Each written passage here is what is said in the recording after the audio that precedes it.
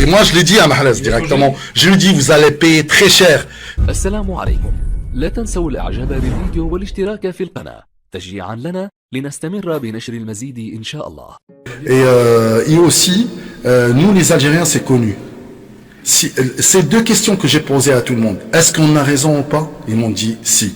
Est-ce qu'ils sont venus chez nous, sur notre terrain, ils sont sortis respectés malgré l'assassinat qu'on était victime?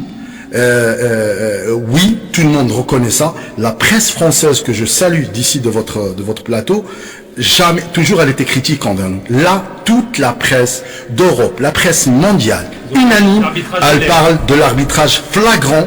C'est un guet-apens qui était organisé. Et aussi, je rentre pas dans les détails parce qu'il y en a plein de gens de chez nous aussi qui sont complices. Et ça, c'est mèche. Pardon, on s'arrête un instant là-dessus. Sur la complicité notamment de certains membres de la fédération algérienne. Oui.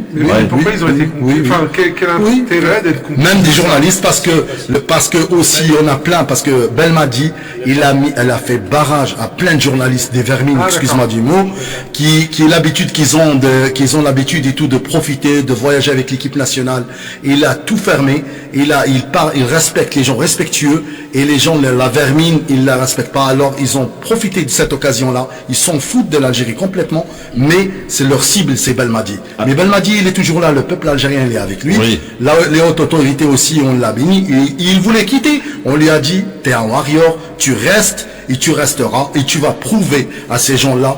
Et aussi, je tiens à le dire, que l'Algérien c'est connu qu'il y a avec l'histoire le dit, c'est pas nous. Nos ennemis le reconnaissent ça avant les amis. On ne peut pas accepter quelqu'un qui nous fait du mal ou qui nous hagarre avec la façon de parler de chez nous. Et on se bat jusqu'au bout, jusqu'au dernier souffle pour notre honneur, pour notre fierté. C'est question de fierté. Oui, c'est pas question. Tu viens, je sais pas comment expliquer. C'est connu ça. Nous, comme musulmans et comme Algériens et comme Africains, tout le monde, c'est quelqu'un tout c'était s'il était victime de quelque chose, pour nous c'est pas un homme et on l'appelle à la langue arabe c'est Deyouth.